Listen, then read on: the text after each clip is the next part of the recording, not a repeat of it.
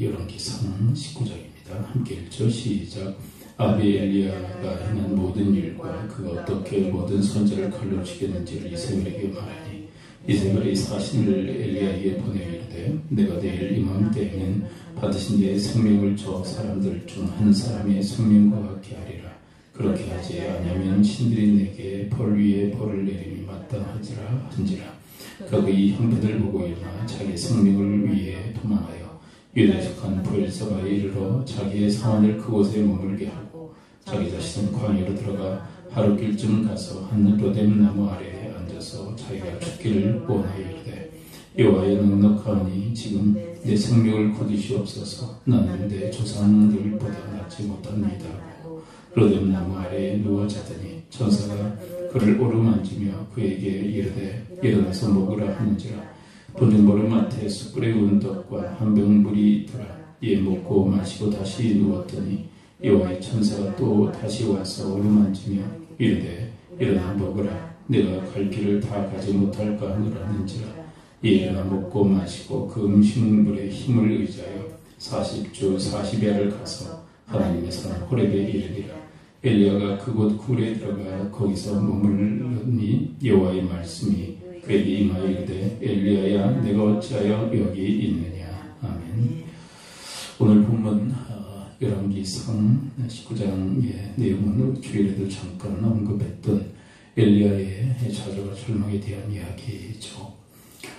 이세벨의 그 위협적 그 언사로 인하여서 그는 좌절하고 절망하여 광야에 나가 로뎀 나무 아래에서 하나님 앞에 죽기를 구하게 되어집니다. 사람은 어느 때는 강한 것 같으나 어느 때는 엘리야처럼 이렇게 무너지고 연약한 그 속내를 다 드러내게 되어지죠. 말에 의해서 사람은 이렇게 좌절하고 절망할 때가 있죠. 우리가 인간관계를 맺고 살아가면서 다른 사람의 말로 상처를 받고 또 그 말로 인하여서 우리가 너무 힘들고 어려운 그런 상태에 놓일 때가 있어요. 옛날에 그런 얘기를 해요. 그 최진실 씨라고는 그 유명한 탤런트가 있지 않습니까? 근데 그분을 좋아하는 그 팬들도 상당히 많죠. 그런데 그 악성 어떤 그 댓글에 그 무방비로 노출되는 바람에 그것으로 인하여서 아주 극단적인 그런 선택을 했다는 이야기가 있는데, 근데 그렇게 최지철 씨에게 그렇게 악담을 퍼붓는 사람은 그렇게 많진 않았을 거예요. 그 팬들과 비교를 해서. 그럼에도 불구하고 그 악성 댓글로 인하여서 그 마음의 좌절과 절망으로 인하여서 극단적 선택을 했다는 이야기를 들었는데, 그만큼 사람은 연약하고 또 아주 약한 그런 면모가 있다는 것이죠. 강할 것만 같았던 엘리야, 이방 선지자들과 대결을 벌여서 그들을 물리치고, 그리고 3년 6개월 동안 비가 내리지 않던, 하늘에서 비가 내리게 했던 이 위대한 이 선지자도 하루아침에 이렇게 무너지는 모습을 보게 되어지면 우리와 똑같은 사람이었구나라는 것을 생각하게 되어집니다. 여러분, 그 야고보서를 보게 되면 엘리야에 대한 이야기를 하지 않습니까? 우리와 성정이 같은 사람이라고 해요. 우리와 똑같은 사람이라는 거죠. 오늘 본문을 보게 되면 우리와 아주 똑같구나, 그걸 알게 되어져요. 어떻게 보면 조금 심하게 표현하면 우리보다 더 약하지 않나, 어떤 그런 생각까지도 하게 되어져요.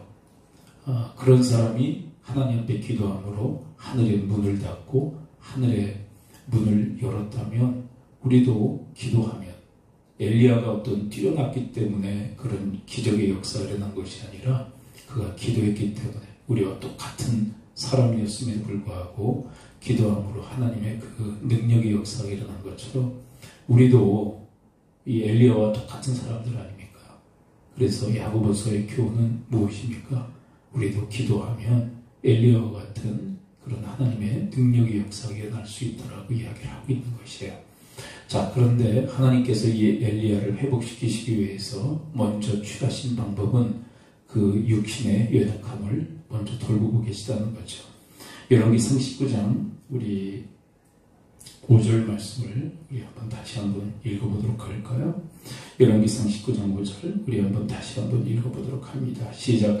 로뎀 나무 아래에 누워 자더니 천사가 그를 오르만지며 그에게 이르되 일어나서 먹으라 하는지라. 6절 본즉 머리맡에 숯불에 구운 떡과 한 병 물이 있더라. 이에 먹고 마시고 다시 누웠더니. 그에게 말씀하셨다는 것은 우리가 너무도 잘 알고 있죠. 근데 그 전에 하나님께서는 그에게 떡과 그런 물을 제공하시는 모습을 보게 되었어요. 우리의 그 마음과 우리의 심령과 우리의 육신은 아주 함께 되어져 있죠. 그래서 우리의 마음이, 우리의 심령이 무너지면 우리의 육신도 같이 무너지는 모습을 보게 되었어요. 우리가 지난 주일에 시편 73편을 우리가 보았는데 26절에 무슨 얘기를 합니까? 우리의 육신과 마음이 쇠락해진다, 이 말을 해요. 우리의 마음이 쇠락해지면 우리의 육신도 같이 동반 쇠락해지고, 또 반대로 육신이 쇠락해지면 우리의 마음에도 영향을 미쳐서 함께 동반 쇠락해지는 모습을 보게 되어지죠. 지금 이 엘리야의 그 상태가 영적으로도 많이 눌려 있지만 이 육신적으로도 상당히 쇠락해 있는 그런 상태였을 거예요. 그래서 하나님께서는 그를 깊이 잠들게 하시고, 그리고 한 병 물과 또 떡을 제공하심으로써 그의 육신을 다시 회복시키는 그런 모습을 보게 되어집니다. 그래서 어떻게 보면 우리가 육신적으로 안식을 갖고 육신을 평안하게 하고 하는 것도 주님의 일이다, 이렇게 생각을 해야지, 우리의 영혼 돌보는 것만이 주님의 일이고 우리의 육신을 돌보는 것은, 그럼 그것은 영적인 일이 아닌 것처럼 그렇게 치부해버리면 안 되겠죠. 어떤 극단적인 게 있어요. 우리의 육신은 악하고 우리의 육신은 잘못된 것이기 때문에 자꾸 확대하는 쪽으로 가죠. 그러나 성경은 우리의 육신도 하나님이 만드신 작품이기에 잘 관리해야 된다고 이야기를 하고 계세요.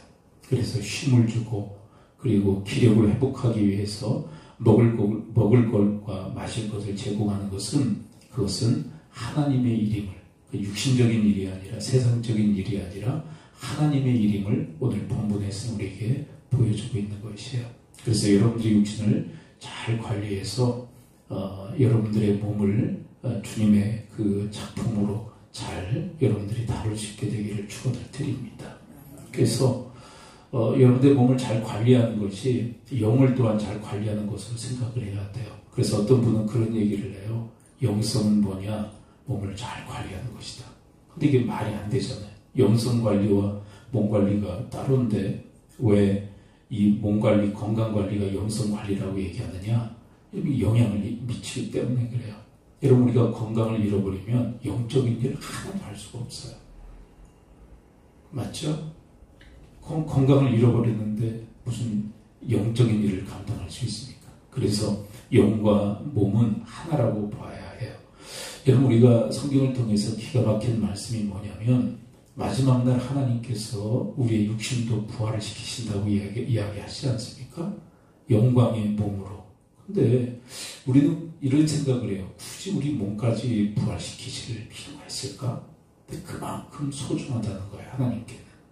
하나도 버릴 것 없이 하나님께서 모든 것을 회복하기를 원하시는데, 마지막 날 우리의 육신을 주님께서는 부활, 영광의 몸으로 다시 살리신다고 이야기를 하세요. 그만큼 소중하고 귀하다라고 이야기하시는 것입니다. 자, 그리고 그가 다시 힘을 얻어 호렙에 이르렀을 때 주께서 말씀하시기 시작하죠. 19장 9절, 10절 연이어서 함께 한번 읽어보도록 합니다. 열왕기상 19장 9절과 10절입니다. 시작.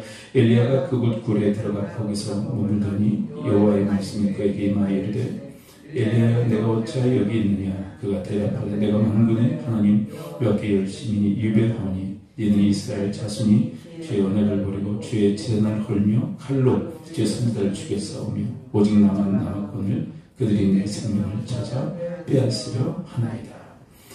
주님께서 이야기하시죠. 내가 어찌하여 여기 있느냐? 그때 하소연을 하는 거예요. 지금 내 처지가 이렇습니다. 지금 이방 선지 자들을 물리치고 대승을 거뒀음에도 불구하고 너무 외롭고 고독한 거예요.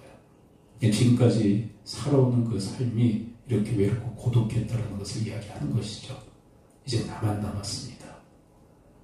나만 남았습니다. 고독과 그 외로움. 여러분, 이것을 우리는 사실 엘리야가 아니기 때문에 잘 모르죠. 이 외로움과 이 고독. 근데 너무 외롭고 고독하다는 것을 주님 앞에 고백을 하면 나만 남았습니다.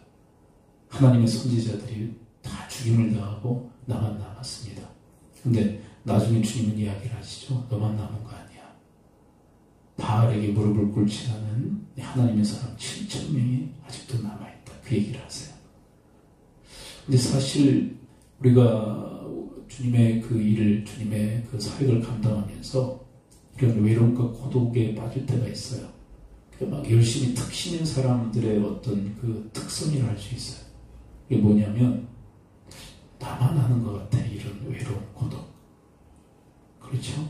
여러 성도들이 있는데 열심히 특신인 사람들에게 찾아오는 이 외로움과 고독이라는 게 있어요. 다른 사람들은 안 하는 것 같고 나만 하는 것 같고 다른 사람은 불충하는 것 같은데 충성되지 못하는데 나만 충성하는 것 같고 그럼 이상하리만큼 좀 속된 표현으로 표현한다면 배알이 꼬이는 경우가 있잖아요. 그 너무 힘든 경우가 있어요. 이상하리만큼 그런 게 나만 열심이고 나만 특심이고 나만 하는 것 같고 다른 사람들은 다 놀고 먹는 것 같고 다른 사람들 다 구경만 하는 것 같고 나만 힘들게 주님의 사역을 감당하는 것 같을 때 그것 때문에라도 우리는 좌절하고 절망할 때가 있다는 것이죠. 근데 그것을 지금 다 꺼내놓고 하나님 앞에 토로하고 있는 거예요.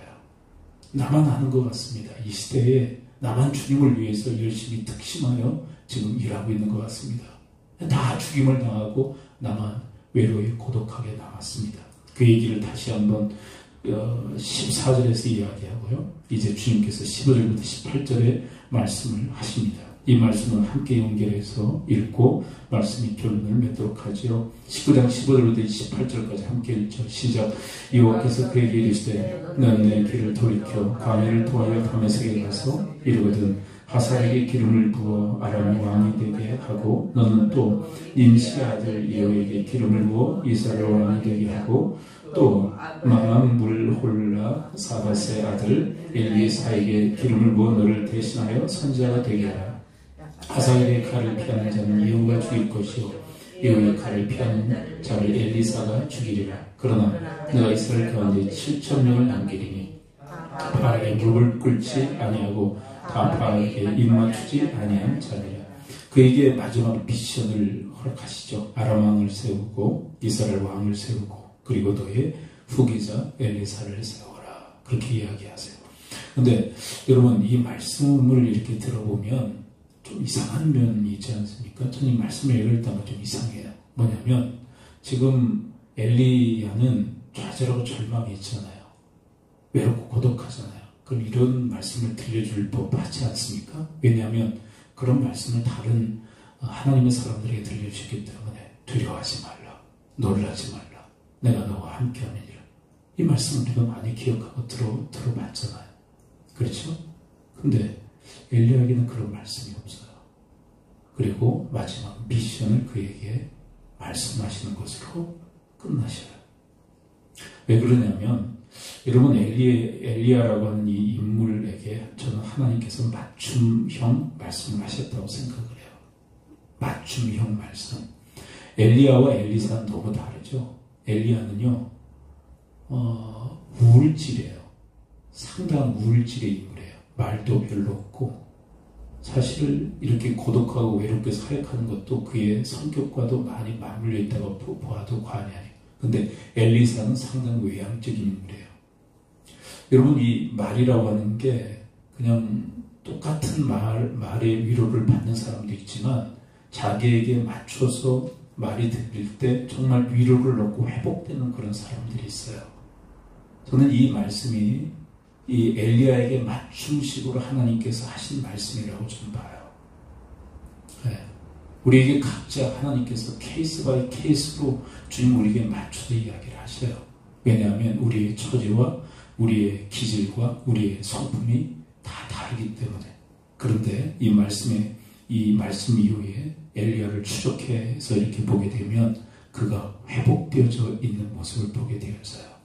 무슨 얘기냐면 하나님께서 엘리야에게 맞춰서 이야기하셨을 때 그 말씀으로 인하여서 그가 회복되어지고 소송케 된 것을 확인하게 되었다는 거죠. 중요한 것은 바로 이 주님의 음성, 주님의 말씀을 듣는 거예요.